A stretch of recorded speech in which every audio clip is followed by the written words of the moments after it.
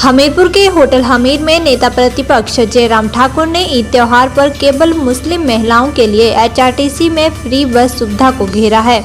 जयराम ठाकुर ने कहा कि मुख्यमंत्री सुक्खू ने हैदराबाद कर्नाटक के चुनावों में कहा कि 97% हिंदू हैं, वहां हिंदुओं की पार्टी को हराकर सत्ता में आए हैं और आज ईद त्योहार पर एचआरटीसी बसों में केवल मात्र मुस्लिम महिलाओं के लिए फ्री बस सेवा की नोटिफिकेशन निकालकर जाहिर कर दी है कि सुक्खू क्या चाहते हैं। उन्होंने कहा कि सनातन का विरोध करके इस तरह की राजनीति की जा रही है और केवल वोट के लिए राजनीति करना बहुत महंगा पड़ेगा। जयराम ठाकुर ने कहा कि आचार संहिता लागू हो चुकी है और चुनावी दिनों में इस तरह की नोटिफिकेशन आना आचार संहिता का सरेआम उल्लंघन है। वहीं मुख्यमंत्री सुक्खू के भाजपा नेताओं के मैथमेटिक्स कमजोर वाले बयान पर जवाब देते हुए जयराम ठाकुर ने कहा कि मैथमेटिक्स मेरा पहले से ही कमजोर रहा है और मैं कहीं परीक्षा देने नहीं जा रहा हूं। उन्होंने कहा कि मैथमेटिक्स मुख्यमंत्री सुक्खू का भी ठीक नहीं है, क्योंकि आपकी सीटें 43 से 34 कैसे पहुंच गईं। उन्होंने कहा कि अगर 9 उपचुनाव होते तो सभी भाजपा के ही जीतेंगे और तब मुख्यमंत्री को स्वयं ही मैथमेटिक्स समझ आ जाएगा। जयराम ठाकुर ने कहा कि विक्रमादित्य अभी चुनाव लड़ेंगे, क्योंकि वे अभी चुनाव मैदान में नहीं हैं। उन्होंने कहा कि भाजपा प्रत्याशी कंगना रनौत के खिलाफ मुद्दों पर बहस करना चाहते हैं तो स्वागत है, लेकिन व्यक्तिगत टिप्पणियां गलत हैं। उन्होंने कहा कि अगर दौरे आगे बढ़ गए तो किसी को भी परेशानी पैदा कर सकता है। उन्होंने विक्रमादित्य को कहा कि कांग्रेस सरकार ने 15 महीने में क्या किया है, आपके विभाग की क्या हालत रही है, इसके बारे में भी सबको बताएं तो ये बेहतर रहेगा। पूर्व मुख्यमंत्री जयराम ठाकुर ने कहा कि मुख्यमंत्री सुक्खू की पीड़ा को समझते हैं, क्योंकि हिमाचल की राजनीति में हुए घटनाक्रम से सुक्खू तनाव में हैं। उन्होंने कहा कि अगर सुक्खू विचलित नहीं होते तो भुट्टो पर इस तरह की टिप्पणी नहीं करते। उन्होंने कहा कि चुनावों के लिए इस तरह की टिप्पणी व शब्दों का प्रयोग करने से प्रदेश की जनता भी सब जान चुकी है। देखिए, मैथमेटिक्स मेरा कमजोर है, मैं उसको बोलता भी नहीं हूँ। मैं मैथमेटिक्स में कोई अब ऐसा है कि परीक्षा देने के लिए भी नहीं जाने वाला हूँ कहीं। मैं तो यही कहूँगा कि अगर मैथमेटिक्स मेरा कमज़ोर है तो आपका भी मजबूत नहीं है। आप 43 गिन रहे थे राज्यसभा के चुनाव के लिए कि 43 में से 2 कम हो जाएंगे, तब भी 41 रहेंगे। 40 से नीचे तो सवाल ही पैदा नहीं, लेकिन वो 34 कैसे हुए? आपका मैथमेटिक्स का उदाहरण ये सबसे बड़ा है। आप 43 से 34 पहुंचे और हम 25 से 34 पहुंचे और भारतीय जनता पार्टी की राज्यसभा में जीत हुई। और उसके बावजूद भी उस बात के लिए अगर वो प्रयत्न कर रहे हैं कि हमारा मैथमेटिक्स कमज़ोर है, तो मैं इससे ज़्यादा कोई उदाहरण देने की आवश्यकता महसूस नहीं करता हूँ। और आने वाले समय के लिए भी हम यही कह रहे हैं कि टेक्निकल ग्राउंड्स में हिमाचल प्रदेश में सरकार है, लेकिन लोगों की नज़रों से गिर गई है सरकार। बहुमत में गिर चुकी है सरकार। राज्यसभा में बहुमत होने के बावजूद, बड़ा बहुमत होने के बावजूद भी चुनाव हारना, ये सरकार की हार है। बजट हिमाचल प्रदेश में जो पास किया भारतीय जनता पार्टी के विधायकों को सस्पेंड करके, 15 विधायकों को सस्पेंड करके, वो सरकार की हार है। तो इसलिए मैं यही कहूँगा, जब ये चुनाव का परिणाम आएगा, जो 6 चुनाव तो अब घोषित हो चुके हैं, अगर 9 चुनाव होते हैं तो 9 चुनावों में भारतीय जनता पार्टी जीतेगी, तो मैथमेटिक्स समझ आ जाएगा।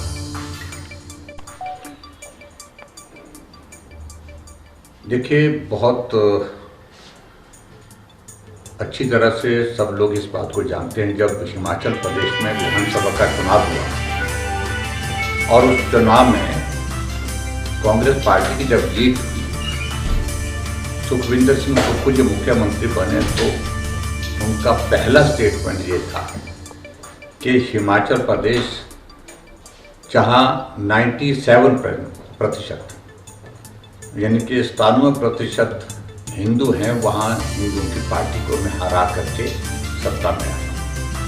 यही बात उनने कांग्रेस के राष्ट्रीय अधिवेशन में हैदराबाद में कही। यही बात उनने जाकर के प्रेस कॉन्फ्रेंस में कर्नाटक के चुनाव में कही। एक मानसिकता स्वाभाविक रूप से उनकी पहले से हमको मालूम हो गई थी कि वो क्या कहना चाह रहे हैं, और आज उन्हें वो सारा इस नोटिफिकेशन के माध्यम से जाहिर भी कर दिया, तय भी कर दिया। और मैं उसमें ज़्यादा नहीं कहना चाहता हूँ, मैं यही कहना चाह रहा हूँ कि सनातन का विरोध करना और इस प्रकार से सिर्फ राजनीति सिर्फ वोट के लिए करना, ये इस देवभूमि हिमाचल प्रदेश में बहुत महंगा पड़ेगा उनको।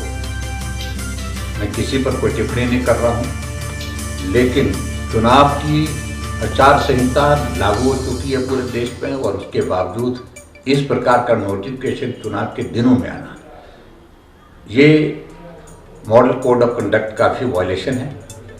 और वायलेशन के साथ साथ में इसके पीछे जो भावना है वो बहुत सीधी सीधी स्पष्ट जो है वो जाहिर होती है कि वो क्या सोचते हैं और क्या सोच के करना चाहते हैं।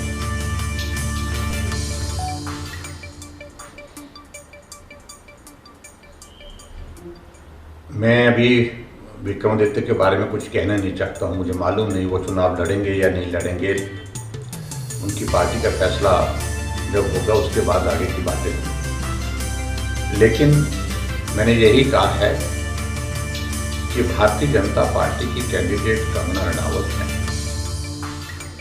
और ऐसे में आप भारतीय जनता पार्टी के कैंडिडेट के खिलाफ मुद्दों पर अगर बहस करना चाहते हैं तो आपका अभिनंदन है, स्वागत है। ये व्यक्तिगत रूप से टिप्पणियों का दौर जो आपने शुरू किया है ये उचित नहीं, ये ठीक नहीं और किसी के लिए भी ठीक नहीं। और कहीं इस तरह से ये दौर आगे बढ़ गया तो किसी को भी परेशानी हो सकती है उसमें, और जिसमें आपको भी परेशानी हो सकती है। इसलिए मैं उनको इतने ही कहूँगा कि मुद्दों पर बात करें और मुद्दों पर राजनीति करें। आप अगर भारतीय जनता पार्टी के खिलाफ कांग्रेस के प्रत्याशी के नाते आते हैं, आपने 15 महीने की सरकार के दौरान हिमाचल प्रदेश में क्या किया है, आपके मंत्रालय की परिस्थिति क्या है और मंत्रालय में काम करने की परिस्थिति क्या है, इन सारी बातों को लेकर के मुद्दों पर अगर बात होगी तो उचित रहेगा, मैं यही कहूँगा। देखिए, मुख्यमंत्री सुखविंदर सिंह सुक्खू जी की पीड़ा को हम अच्छी तरह से समझते हैं। आज के इस दौर में क्योंकि बहुत विचलित है, बहुत परेशानी है, जो घटनाक्रम हिमाचल प्रदेश में पिछले कुछ अरसे से चल रहा है, तो उन्हें मुझे लगता है कि बहुत बड़ा तनाव है। अगर तनाव नहीं होता, अगर वो विचलित नहीं होते सारी घटना से, तो शायद मुझे लगता कि इस प्रकार की वो टिप्पणी नहीं करते। लेकिन जो टिप्पणी उन्होंने की है उसमें व्यक्तिगत रूप से जो पूर्व में विधायक रहे हैं, भारतीय जनता पार्टी के हमारे प्रत्याशी हैं भुट्टो जी, उन्होंने कंप्लेंट की चुनाव आयोग में, और चुनाव आयोग में कंप्लेंट करने के पश्चात चुनाव आयोग ने नोटिस दिया है और चीफ मिनिस्टर को नोटिस दिया है, और इसकी गंभीरता का समझते हैं।